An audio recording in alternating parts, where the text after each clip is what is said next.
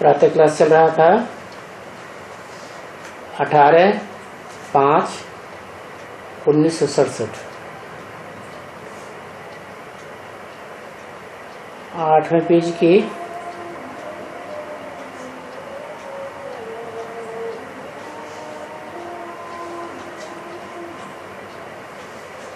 आधे में बात चल रही थी।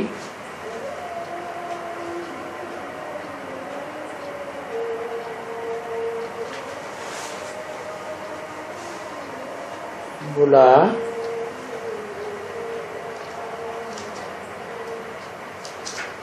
कि इनके द्वारा तुमको खिलाता हूं।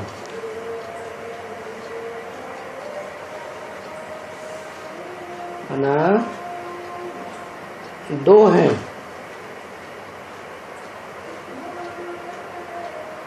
इनके द्वारा खिलाता हूं वो एक नहीं है, दो हैं। नहीं तो बोलता ऐसे के द्वारा खिलाता हूं, तुम्हीं से बैठूं तुम्हीं से खाऊं। अब तुम्हीं से कैसे खाऊंगी? जब तक कोई शरीर में न आएंगे तो तुम्हीं से कैसे खाऊंगी? तो बाबा सब एक्टिविटी अपनी जो कल्प वाली है हूबहू प्रैक्टिकल में लेके आ रहे। कल्प पहले भी ऐसे ही किया था। तो समझने की बातें हैं। तो इसलिए मीठी मीठी अच्छी अच्छी बातें आप ये समझाएगा ना।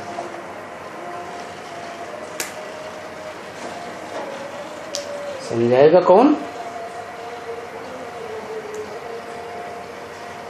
ये बाप समझाएगा।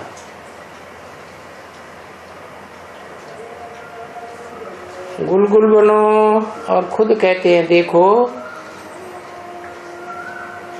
अब मुझे अपने पारलौकिक बाप को याद करो।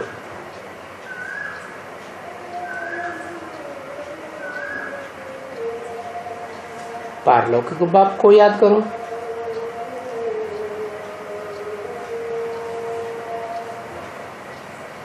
लौकिक किसे कहें, पारलौकिक किसे कहें, अलौकिक बाप किसको कहें?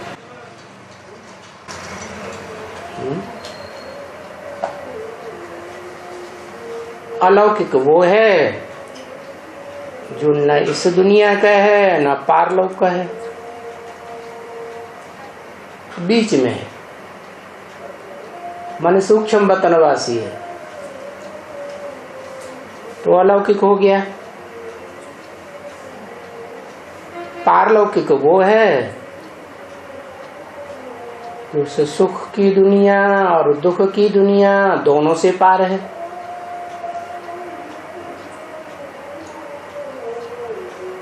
सुख और दुख से कौन सी आत्मा पार है? कहेंगे जिसको सुख भी व्याप्त नहीं होता, दुख भी व्याप्त नहीं होता, वो एक ही आत्मा है, शिव। जिसकी आत्मा का ही नाम शिव है। बिंदु बिंदु आत्माओं का बाप है।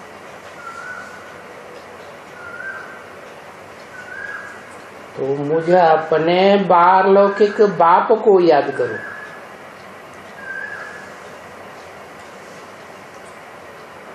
आधा कल्प दुखी थे, अभी वो आया ही है तुमको सुख का मालिक,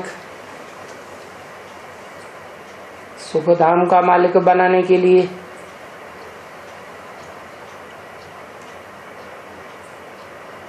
आधा कल्प दुखी क्यों थे? है क्योंकि दुख होता ही है देह भान से।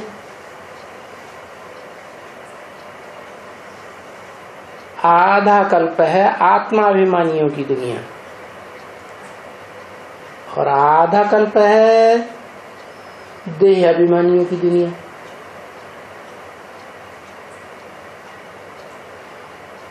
आत्मा अभिमानी बनाने वाला भी होगा।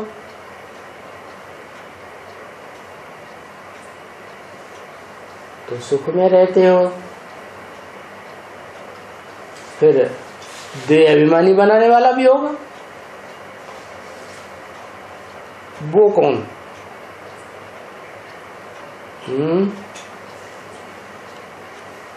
देखो, रामलीला दिखाते हैं तो रावण को बड़ी देह दिखाते हैं, कुंभकर्ण को, मेघनाथ को बड़ी लंबी चौड़ी देह दिखाते हैं, ताकि साबित हो जाए देह अभिमानी है। और राम को छोटा दिखाते हैं, मतलब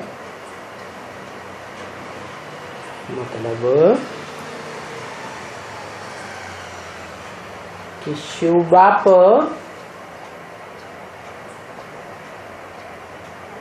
सबसे छोटा।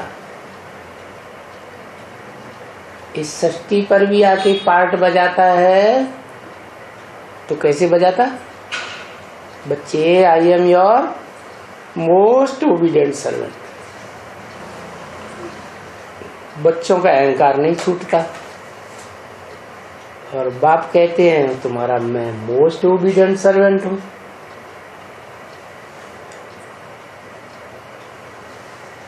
तो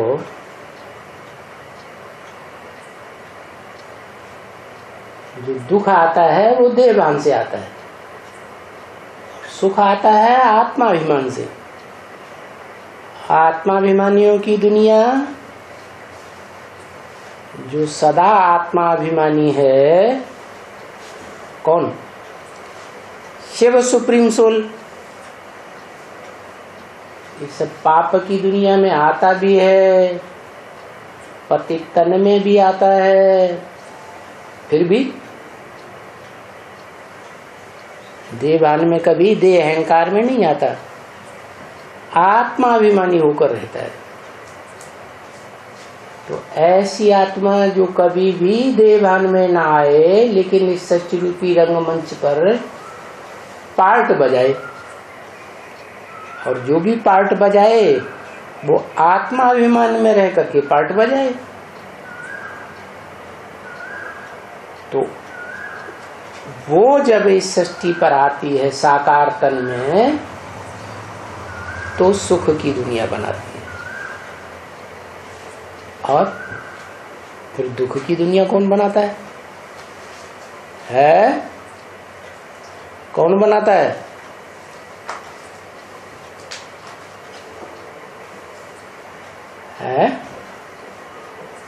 ये कौन होता है? रावण।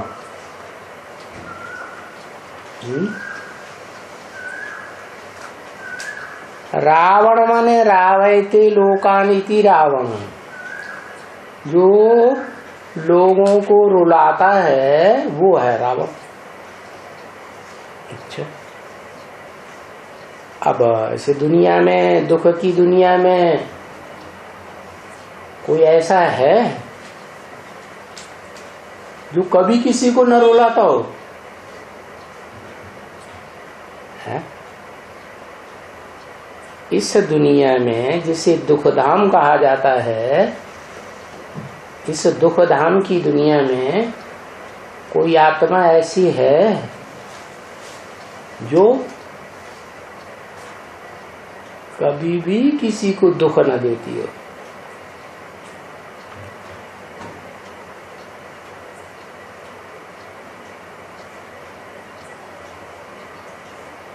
अगर कहें बाबा लगा दिया,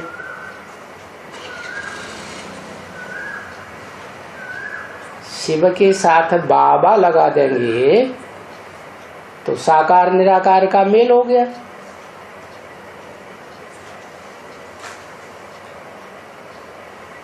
तो साकार निराकार का मेल इस सृष्टि पर सदा काल रहता है क्या?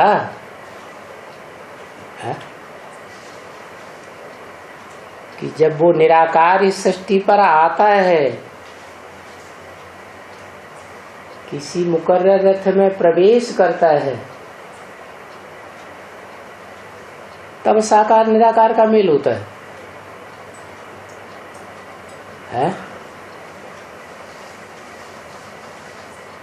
उससे पहले कहें कि साकार निराकार का मेल है? नहीं है। अच्छा, जिसमें प्रवेश करता है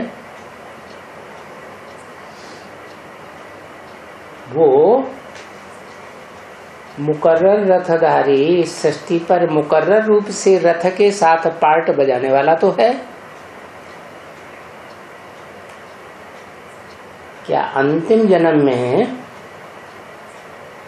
वो आदि वाला पार्ट नहीं बजाता? जो आदि सो अंत, तो आदि का पार्ट क्या है?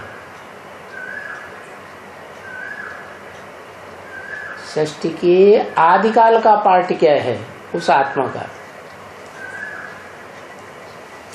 है आदिकाल का पार्ट तो सबसे ऊंचा होगा ना? है सृष्टि के आदि में सबसे ऊंचा पार्ट होगा ना?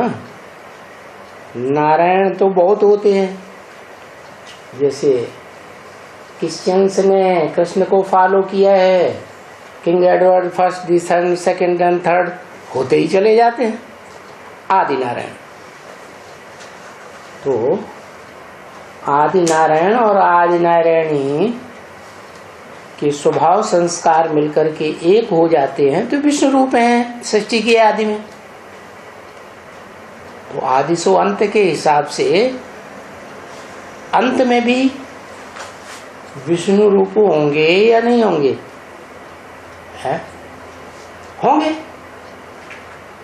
तो क्या कहें, आत्मिक स्थिति बरकरार है या नहीं है? है आत्मिक स्थिति बरकरार ही कहेंगे ना। फिर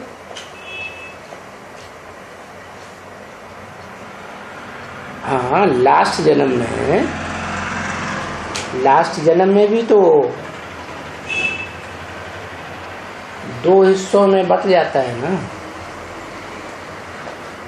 कलयुग का अंत और सतयुग का आदि।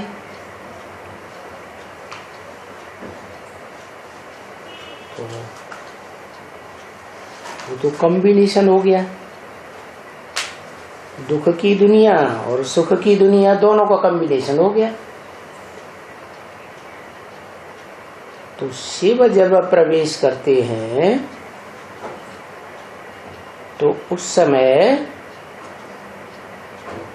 वो श्रेष्ठ पार्टधारी है या निष्कृष्ट पार्टधारी है? हीरो पार्टधारी है या जीरो पार्टधारी है? जीरो कहें, हीरो कहें, क्यों? हीरो तो तब कहें जब अच्छा ही अच्छा पार्ट बजाए। अंतिम जन्म में दुनिया के हिसाब से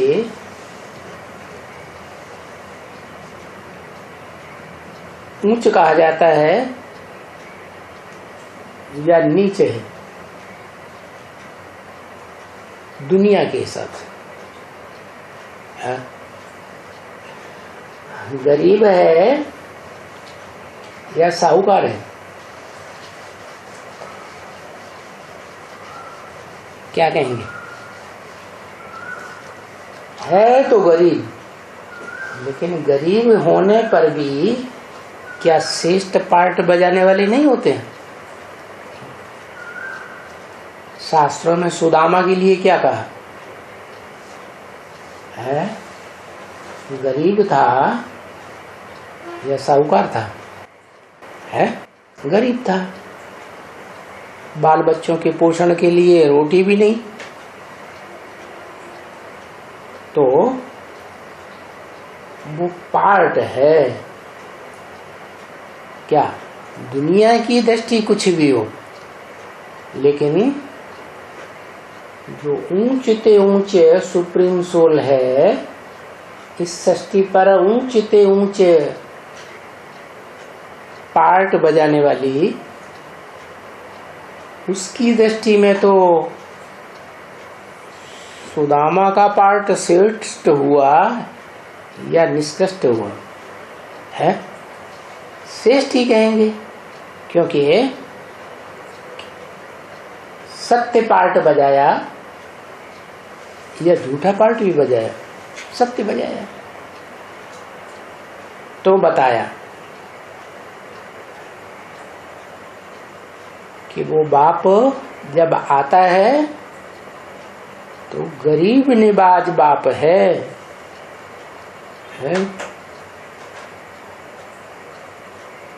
जीवन में कोई गरीब काम भले अच्छा करता है,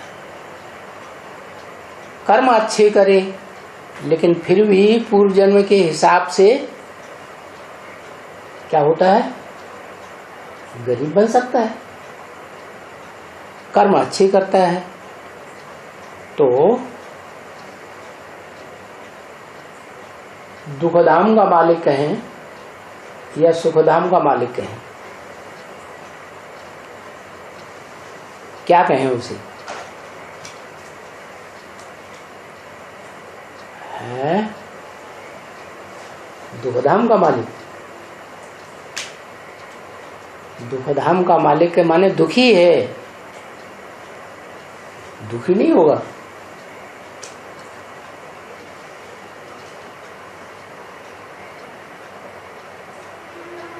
कहते हैं यज्ञ के आदि में जो निमित्त बना रथ सेवक राम, वो हीरों का दुकानदार था।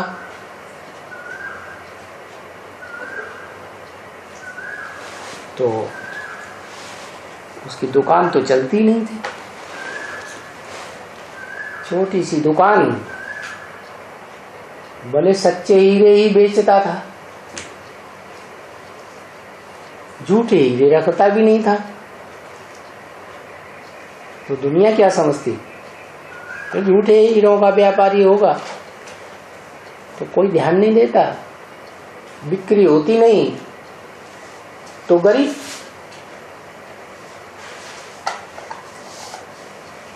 तो बाप कहते हैं अभी वो आया हुआ है तुमको सुखधाम का मालिक बनाने। अभी माने कभी है, जैसे और धर्म पिताएं आते हैं 100 साल के अंदर अपना धर्म स्थापन करते हैं, ऐसे ही वो सुप्रीम सोल भी इस सृष्टि पर 100 वर्ष के अंदर नरक दुख की दुनिया को पलट के संपूर्ण सुख की दुनिया बना देता है, जिसे कहते हैं वैकुंठ विष्णु लोक।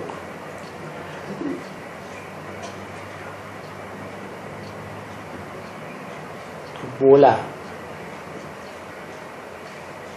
कि सुखधाम का मालिक तुमको बनाने आया है, तो भी तुम्हें याद नहीं करेंगे।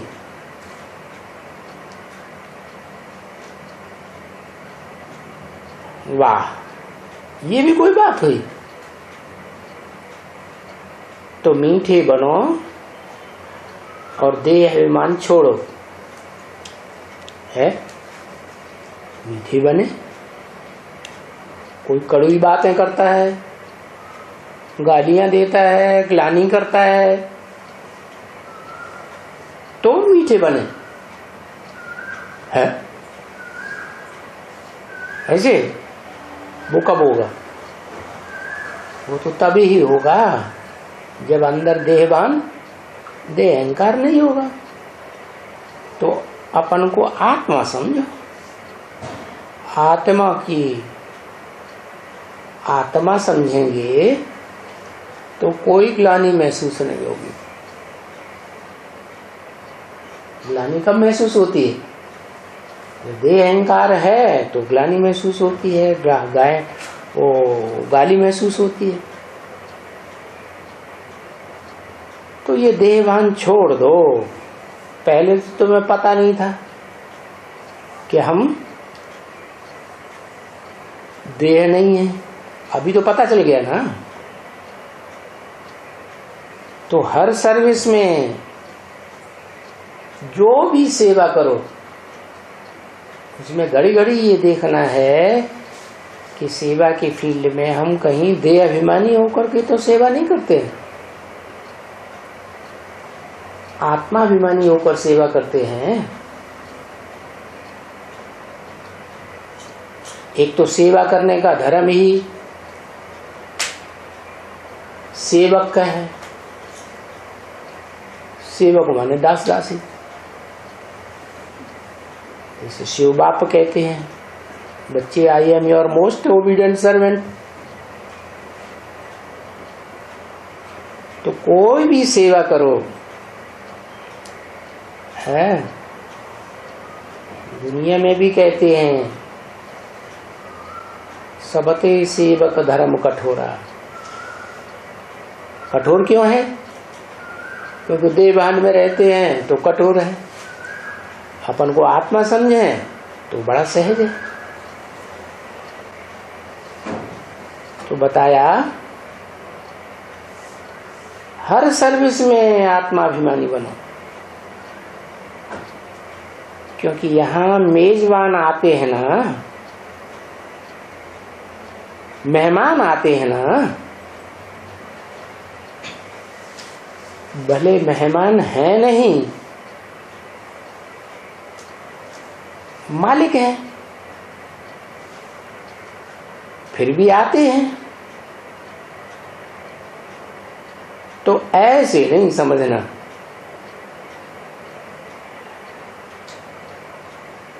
बस हम मेहमान हैं इसलिए हमको सभी सर्विस मिली, ना ना, ये तो बाबा तुम्हारी बढ़ाई करते हैं,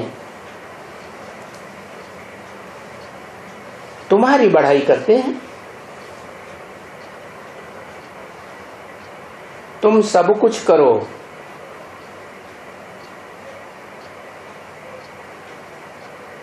ये वे चलाते हैं, घर की सर्विस करते हैं, तो तुमको भी जाना चाहिए। सेवा की फील्ड में भाई जी कह के समझाओ। हमको तो थोड़ा चलाने दो, हमको भी तो सर्विस करने दो यज्ञ की, क्योंकि ये तो यज्ञ की सेवा है ना, कोई किसी की पर्सनल सेवा तो नहीं है। पानी का महत्व कितना है देखो, अभी स्टेशन पर जाओ कितने पानी पिलाते हैं। तो ये तो गर्मी है, ऐसी गर्मी में तो सबको ख्याल रखना चाहिए। देखें आए हैं, ठंडा पानी है, अगर नहीं है तो युक्ति करके ठंडे पानी का प्रबंध करो। एक दो में मिलकर के प्रबंध करो। इसलिए कहते हैं एक दो को उन्नति करके, राय दे करके, मदद दे करके, सावधान करके उन्नति पाते रहो। कोई बात में नाजुक मत बनो।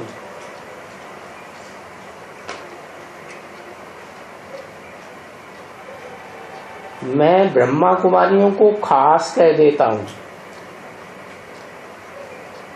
उनमें भी हेड्स को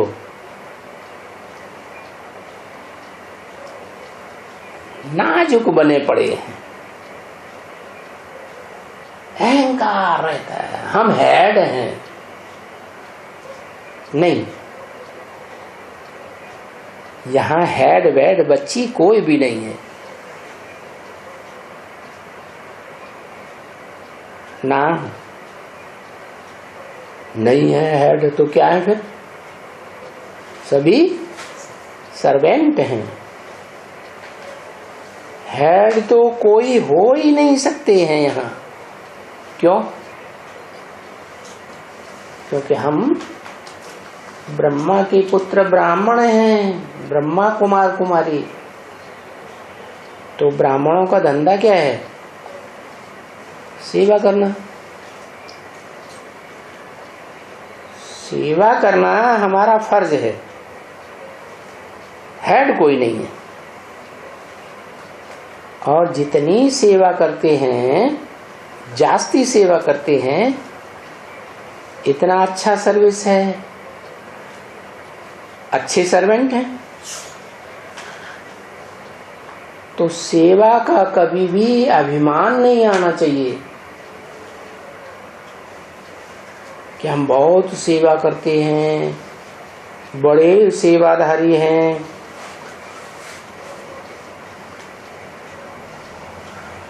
अच्छा, तोली ले आओ बच्चे।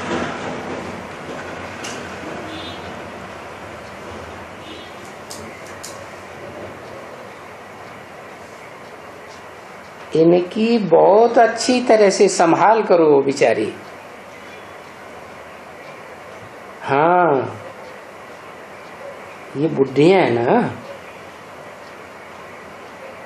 अभी बच्चे ख्याल रखो, तुम्हारा मुंह वो भी ऊपर जाने का है। किनका? बुढ़ियों का। शमशान में नहीं, नहीं, एकदम ऊपर बैकुंठ में चलना है।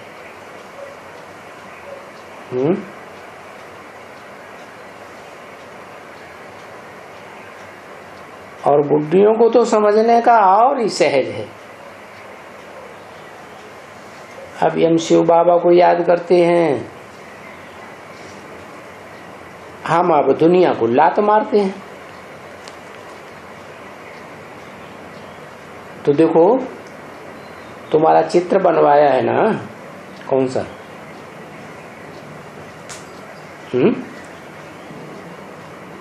लात मारने का। कृष्ण का चित्र बनवाया ना, तो देखो कृष्ण को दिखलाया। देखो नरक की दुनिया को लात मार रहे हैं।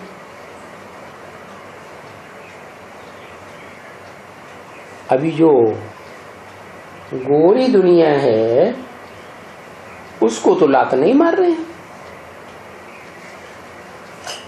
हैं।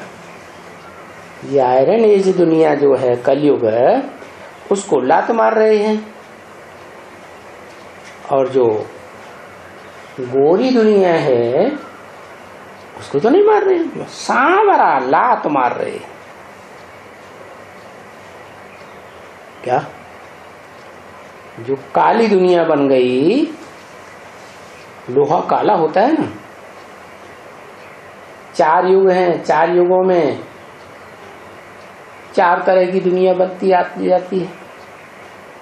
सतयुग को कहते हैं गोल्डन एज, त्रेता तो कहते हैं चांदी, द्वापर को कहते हैं तांबे जैसी, और कलयुग को कहते हैं लोहे जैसी दुनिया। तो आयरन एज की दुनिया को लात मार रहे हैं। क्यों? सबसे जास्ती कीमती दुनिया कौन सी हुई, ज्यादा सुख देने वाली?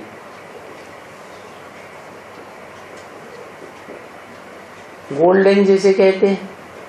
और सबसे जास्ती दुनिया दुख देने वाली आयरन एज, कलयुगी दुनिया। तो सांवरी दुनिया को लात मार रहे हैं। समझा ना? तो ये छी छी दुनिया है।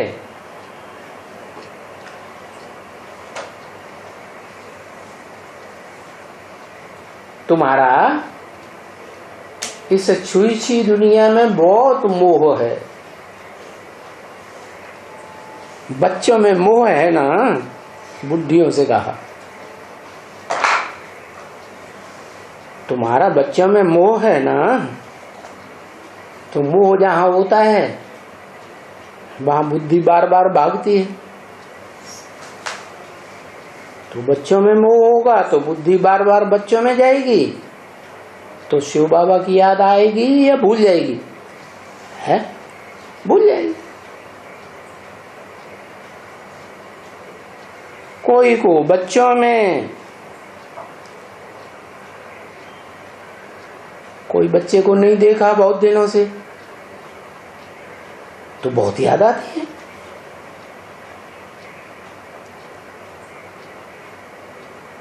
उसने नहीं देखा है।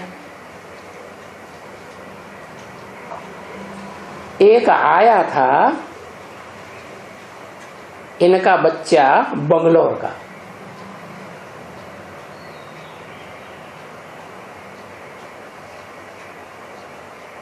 और वो माँ ये कड़ी, अरे बात मत पूछो,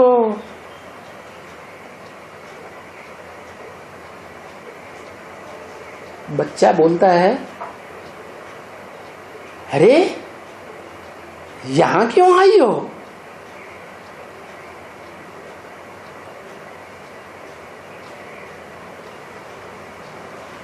ये हमारा बच्चा है, शादी नहीं करता है, इसलिए समझाने आई हो।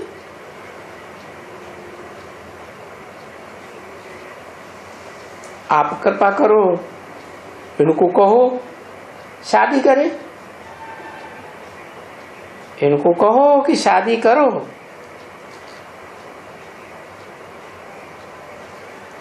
सब बात उनके एक मतवासी दूसरी, बस शादी करो।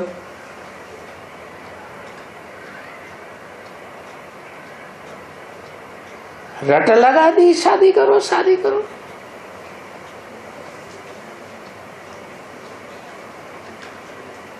मैंने समझा नहीं ये क्या करती है, पता नहीं क्या कहती है।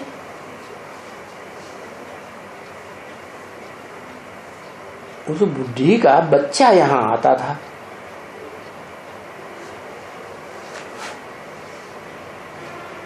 उनको मालूम पड़ा कि ये जाते हैं, बुढ़ी को मालूम पड़ा कि बच्चा जाता है उनके पास,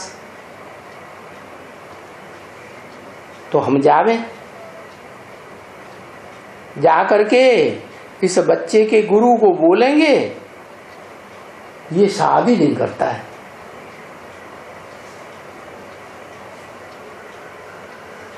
क्योंकि इनको रंग लगा हुआ है ना, किसका? है ब्रह्मा कुमारियों का, तो शादी नहीं करता है। तो बोलता अम्मा को, नहीं अम्मा हम शादी नहीं करेंगे।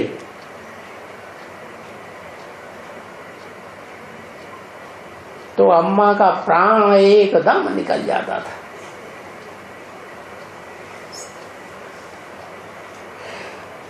बुढ़ी बेचारी विधवा थी,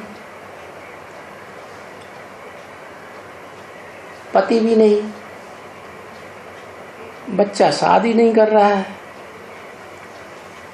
बुढ़ापे में जिंदगी कैसे चलेगी? हाथ पांव काम नहीं कर रहे, बुढ़ापे में तो ढीले पड़ जाते हैं। तो बच्चा मना करता तो एकदम प्राण निकल जाते। अब ज्ञान तो कुछ था नहीं,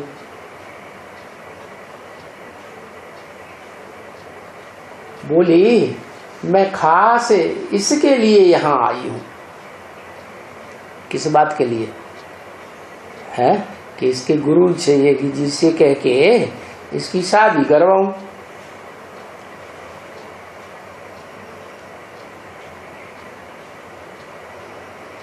बच्चे को बोला, बच्चा आता था तो बोली हम ज्ञान में चलेंगे। वो दिल में रख करके मैं चलेंगी इनके गुरु को। अब इनको बाप माना हो, गुरु माना हो, उनको कहेंगी इनको शादी कराने के लिए। तो बेचारी और कुछ न समझे, बस आती रहे और बैठी रहे। जब वापस जाती थी तो रोने लग पड़ती।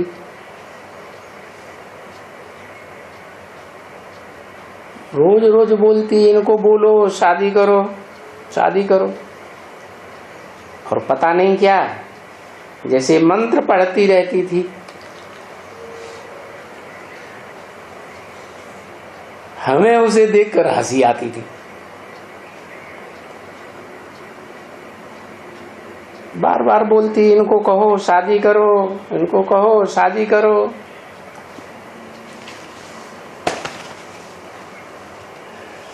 तो किसी ने कुछ कहा, हाँ अंगूठी पहनाते थे तो वो चमक गई एकदम। टंट टंट करते हैं ना कि ये अंगूठी पहना दो तो ये शादी के लिए लालायित हो जाएगा। 1867 की वाणी का नवों की।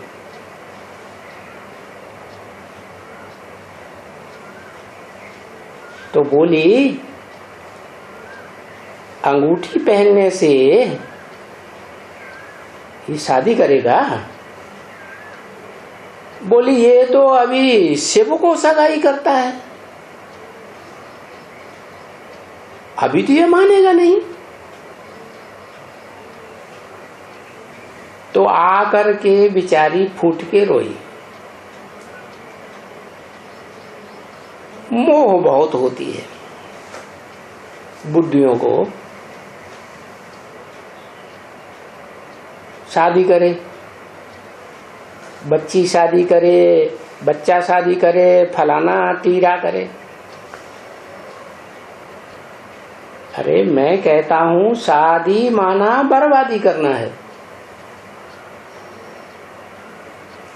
तब कहते हैं अरे सम्मेलन से प्रोब तुम्हारा नाम वाला कर देगा एकदम, और तुम्हारे में भी नशा चढ़ जाएगा।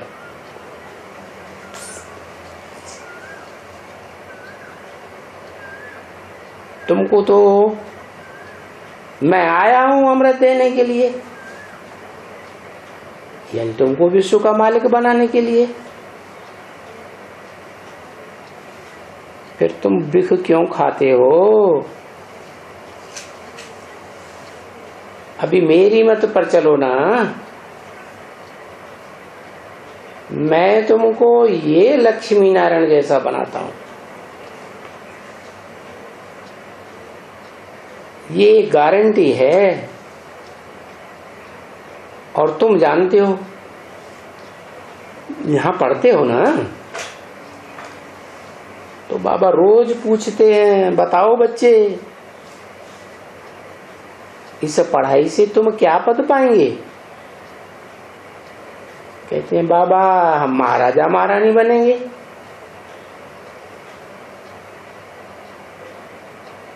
क्योंकि इसका पढ़ाई का नाम ही रखता हूं नर से नारायण और नारी से लक्ष्मी बनने की नॉलेज। अभी नर से नारायण बनने की नॉलेज है तो बाप देंगे ना। ये वर्षा है बाप का। क्या कहते हैं ना, नर अर्जुन ने ऐसा गीता ज्ञान की पढ़ाई पढ़ी कि नर अर्जुन से क्या बना? नारायण बना। तो पढ़ाई का वर्षा पाया ना। अच्छा मीठे मीठे बच्चे, देखो मीठे मीठे फिर कह देता हूं। और कोई कहेंगे साधु संत, वो मीठे मीठे नहीं कहेंगे। ऐसे भी नहीं कहेंगे 5000 वर्ष के बाद फिर से आए मिले। और जानते हो कि हम 5000 वर्ष के बाद फिर से आए मिले, हर 5000 वर्ष के बाद ऐसे ही मिलते आए, ऐसे ही चलते रहेंगे।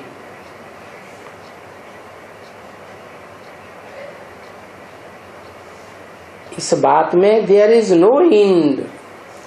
किस बात की? हर 5000 वर्ष के बाद इसी तरह आते रहेंगे और दुख की दुनिया को सुख की दुनिया बनाते रहेंगे, ऐसे ही चलता रहेगा। इस नाटक की एंड होने वाली नहीं, क्योंकि जब इसकी एंड नहीं है तो आदि भी नहीं है, आदि नहीं है तो एंड भी नहीं है।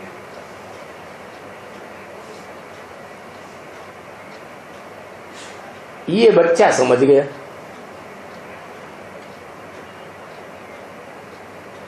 कोई कोई ऐसे होते हैं जो ये बात सुन करके फां हो जाते, भाग जाते, यानी ये सुनकर के भाग जाते हैं। तो मीठे मीठे सिकिल दे बच्चों प्रति पारलौकिक माता पिता बाप दादा का याद प्यार और गुड मॉर्निंग। ये क्या बोल दिया? पारलौकिक माता भी पारलौकिक पिता भी है। पारलौकिक बाप है, आत्माओं का बाप, या माता भी?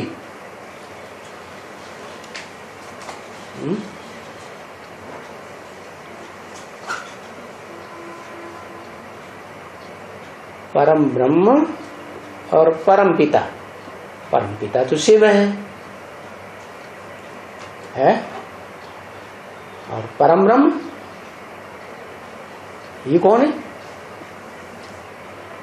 जिस तन में प्रवेश करता हूं पहले पहले उसका नाम देता हूं ब्रह्म,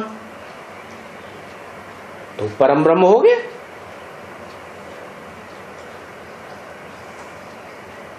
शिव आता है इस दुनिया में, दुख की दुनिया में, दुख की दुनिया को बदलकर नई सुख की दुनिया बनाने। तो ऐसी नई दुनिया बनाने के लिए, वसुधैव कुटुंबकम बनाने के लिए क्या चाहिए? माता चाहिए ना। तो जिसमें प्रवेश करता हूं उसका नाम देता हूं परम ब्रह्म। तो नई दुनिया बनेगी तो बच्चे तो बाद में जाएंगे नई दुनिया में, पहले कौन जाएंगे? है? पहले तो जिस तन में प्रवेश किया वो तनधारी आत्मा जाएगी, और फिर वो तन भी जाएगा या नहीं, जो प्रकृति का पुतला है। तो दोनों जाएंगे, आत्मा भी और प्रकृति का पुतला भी। तो हो गए माता पिता। उनकी यादगार क्या है इस दुनिया में? है? उनकी यादगार कोई दुनिया में है? शिवलिंग। शिव है आत्मा की यादगार। आत्मिक स्थिति प्राप्त कर ली सदाकाल की, तो वो हो गया शिव समान स्थिति, निराकारी स्टेज, निर्विकारी निरहंकारी। और शरीर में रहते रहते निराकारी निर्विकारी निरहंकारी बने तो दूसरी चीज हो गई शरीर। अब जो शरीर है वो प्रकृति का पुतला हुआ ना, तो प्रकृति माता हो गई। जिसका नाम दिया परम ब्रह्म। ब्रह्म क्यों कहा? ये दुनिया में गुरु लोग होते हैं, साधु सन्यासी, वो ब्रह्म को क्या कहते हैं? भगवान है। लेकिन ब्रह्म कोई भगवान नहीं है। जिसका नाम ब्रह्मा देते हैं वो तो रहने का स्थान है। शिव जिस ब्रह्मा का आधार लेते हैं, क्या वो घर हो गया शिव के रहने का? क्या जैसे कोई आदमी घर में रहता है ना, तो घर उसका आधार हो गया। तो सिकिंदे बच्चों प्रति पारलौकिक माता पिता का याद प्यार। पारलौकिक माता पिता समझ में आया क्यों कहा? किसके लिए कहा? दो के लिए कहा या एक के लिए कहा? दो कौन कौन? एक आत्मा, एक शरीर। दोनों का कॉम्बिनेशन होगा तो सृष्टि बनेगी। क्या? 5 तत्वों का संघात शरीर होगा और उसमें आत्मा प्रवेश करेगी तो शरीर चलेगा, तो दुनिया बनेगी। नहीं तो दुनिया चलने वाली नहीं। तो इस सृष्टि में पहली जो आत्मा है, मनुष्य सृष्टि का बीज, उसके लिए बोला पारलौकिक माता पिता। उसमें प्रकृति रूपी माता भी है और पुरुष रूप आत्मा भी है। परम पुरुष, परम पुरुष। पुरुष माने आत्मा, परम पुरुष माने, परम पुरुष माने तो शिव। लेकिन शिव तो परम धाम चला जाता है? फिर उसे पारलौकिक क्यों कह दिया? पारलौकिक सूरज चांद सितारों की दुनिया से पार भी जो लोक है वो भी पारलोक। और साथ साथ जिस तन में प्रवेश करते हैं वो तन भी ब्रह्मा के रूप में, माता के रूप में, प्रकृति के रूप में, उसको कहा जाता है पारलोक। तो माता पिता पारलौकिक का याद प्यार और बाप दादा का याद प्यार। ये कौन बाप का दादा हुए? बाप कौन और दादा कौन है? आत्माओं का बाप शिव और दादा आत्माओं में जो बड़ा भाई है, जिसे आदम कहा जाता है, सृष्टि का आदि पुरुष, पहला आदमी, तो उसमें शिव प्रवेश करते हैं तो वो हो गया दादा, बड़ा भाई। देखो, गुड मॉर्निंग कहते हैं, गुड डे कहते हैं, गुड इवनिंग कहते हैं, गुड नाइट है। गुड नाइट ये तो स्वर्ग में होता है। स्वर्ग में गुड नाइट होता है? गुड किसे कहते हैं? गुड माने अच्छा, बैड नहीं। तो स्वर्ग में ये सब क्या हुआ वास्तव में? स्वर्ग में गुड मॉर्निंग होगी ना, गुड डे स्वर्ग में होगा या नरक में होगा? गुड इवनिंग भी स्वर्ग में होगी और गुड नाइट भी स्वर्ग। इस दुख की दुनिया में गुड कहां से आया? ये गुड मॉर्निंग, गुड इवनिंग और गुड नाइट ये तो स्वर्ग में ही होते हैं। वहां नाइट होती है, फिर गुड नाइट क्यों कहा? इसीलिए कहा कि वहां किसी को सोने की दरकार होती ही नहीं। आत्मिक स्थिति में रहने वालों को सोने की क्या दरकार?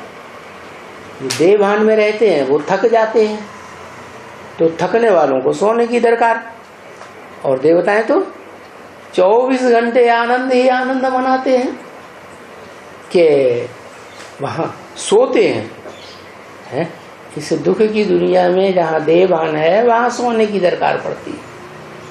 आधी जिंदगी तो सोने में ही चली जाती। तो ये गुड मॉर्निंग, गुड इवनिंग, ये वगैरह वगैरह सारा स्वर्ग में होता है। यहाँ इस नरक की दुनिया में तो गुड इवनिंग किसी की नहीं होती। सदाकाल कोई की गुड इवनिंग होगी, गुड मॉर्निंग होगी? नहीं, न गुड मॉर्निंग न गुड इवनिंग। क्यों? कभी देखो तो बीमार हैं, कभी रोगी हैं, कभी कुछ नहीं है, एकदम ऐसे लगता है संसार सूना है। ऐसे उठते हैं जैसे मुर्दा होकर उठते।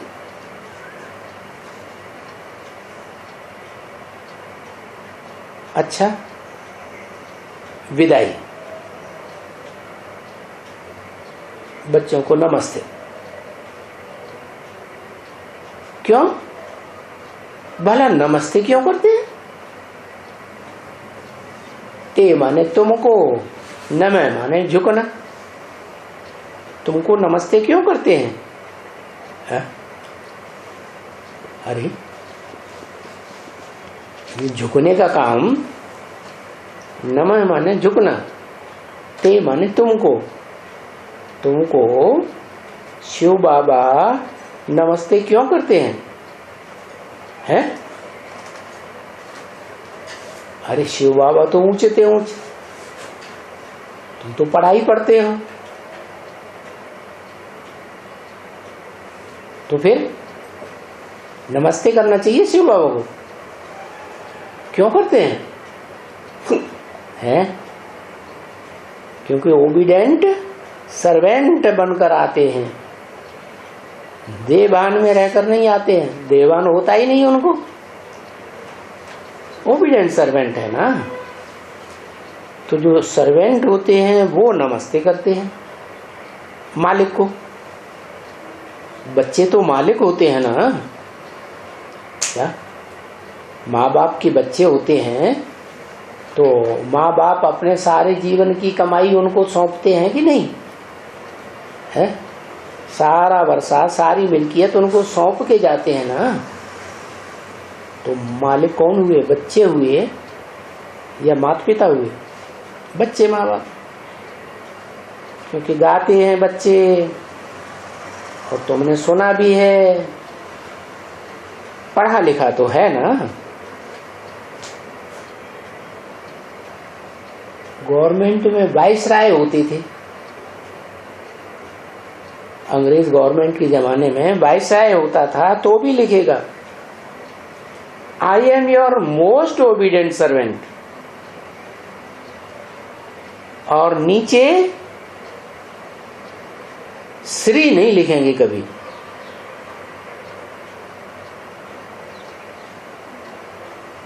देखो उनकी सभ्यता, देखो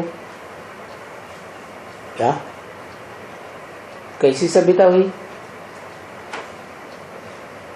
दिखावा करने की सभ्यता हुई या असलियत है? दिखावा करने की। तो उसका मतलब बाबा दिखावा कर रहे हैं बच्चों से वो नमस्ते करके, है? अंदर से जानते हैं ये कहां तक नमस्ते करने योग्य बने। देखो उनकी सभ्यता, देखो बाबा तो अनुभवी है इन सब बातों का। यानी गवर्नर का नाम कर्जन मिंटो हेस्टिंगस,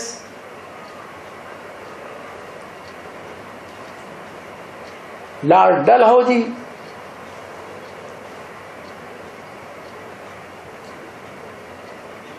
वो नीचे दूसरा फिर लिखेगा उनके नीचे लॉर्ड फलाना, दूसरा कोई खुद सही करेगा, सिंपल। यहाँ खुद सही करते हैं श्री फलाना, क्या अपने आप ही अपने को श्री बोल देते।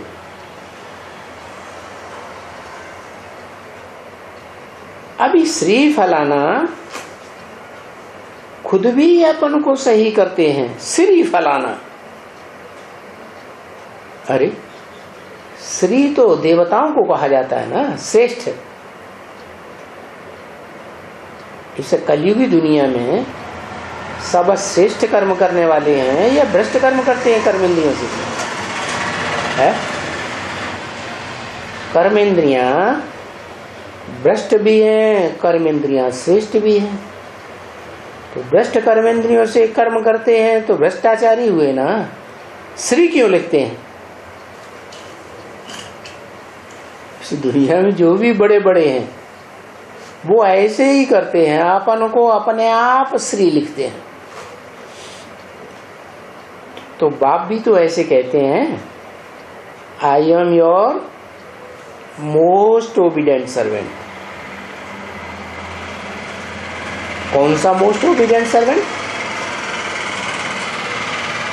है? Servant father, servant teacher, servant गुरु, इन सभी रूपों में तुम्हारी सेवा करते हैं ना।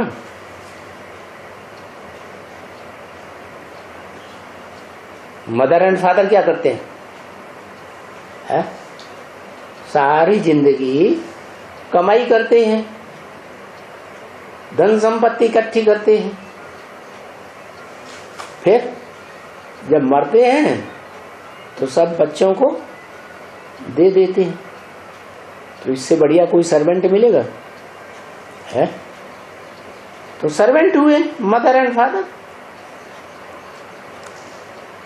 ये तो टीचर भी सर्वेंट। दुनिया में तो जो टीचर होते हैं वो अहंकार में रहते हैं, और ये सुप्रीम टीचर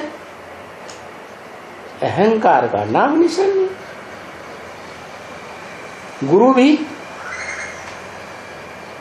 सर्वेंट, सदगति देते हैं। दुनिया में कोई सदगति देता ही नहीं, सब दुर्गति देते हैं। तो भी कितना निरहंकारी,